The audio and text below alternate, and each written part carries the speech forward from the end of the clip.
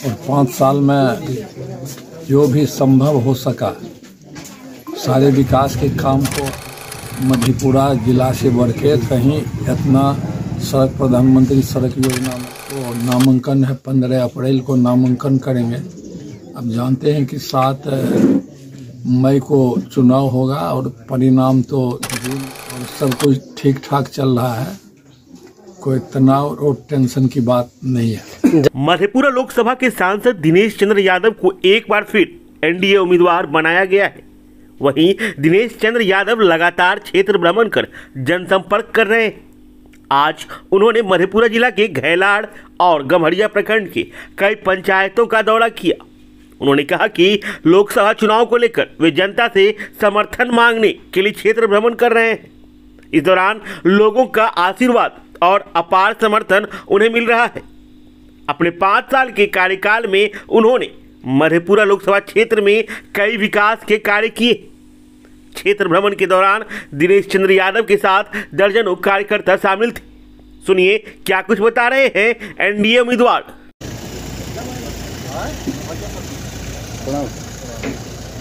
देश तो सब लोग जानते हैं, आप भी जानते होइएगा।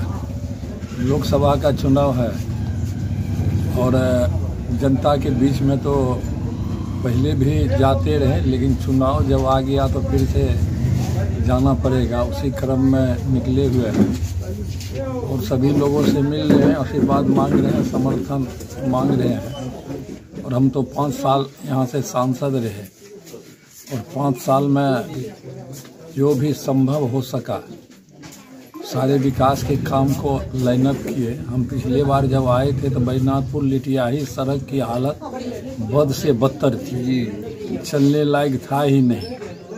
लेकिन उसको भी कई व्यवधान के बाद उसको ठीक से बनवाया गया। प्रधानमंत्री सड़क योजना का सड़क मधेपुरा जिला में जितना बन रहा है, बिहार में मधेपुरा जिला से बढ़ के कहीं इतना सड़क प्रधानमंत्री सड़क योजना में नहीं बन रहा है। नेशनल हाईवे 106, 107 भी करीब करीब उसका निर्माण पूरा हो गया और सहरसा में 10 किलोवाट का FM रेडियो स्टेशन स्थापित हो रहा है। पहले तो 20 किलोवाट का दूरदर्शन केंद्र था और वह बंद हो गया। देश भर में सरकार निर्णय लिया कि उसको बंद कर देंगे, इसीलिए कि अब तो 2000-3000 में डिश लोग लगाते हैं तो हज़ारों चैनल देखते हैं। तो दूरदर्शन से लोग कार्यक्रम देखते नहीं थे, इसीलिए सरकार उसको बंद कर दिया। तो उसमें लगा हुआ था 100 वाट का FM रेडियो का ट्रांसमिशन, तो उसी को बढ़ा के अब 10 किलोवाट उसको करवाए तो उसका क्षमता होगा हवा की दूरी 100 किलोमीटर। बड़े बड़े महानगरों में होता है FM से 7 बजे सुबह से लेकर 11 बजे रात तक समाचार गाना उस पर सुनाई देता है। उसी तरह वह भी FM रेडियो चुनाव के बाद हम तो समझते थे कि चुनाव के पहले शुरू हो जाएगा, लेकिन चूंकि आचार संहिता आ गया तो शुरू नहीं हो पाएगा। इसका शिलान्यास प्रधानमंत्री जी किए चेन्नई से।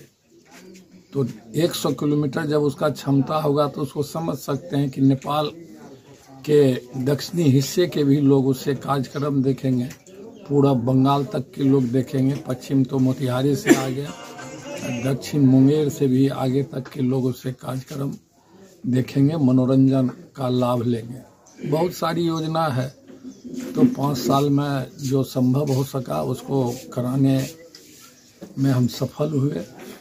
और फिर 15 तारीख को नामांकन है, 15 अप्रैल को नामांकन करेंगे। अब जानते हैं कि 7 मई को चुनाव होगा और परिणाम तो जून में आएगा और सब कुछ ठीक ठाक चल रहा है। कोई तनाव और टेंशन की बात नहीं है।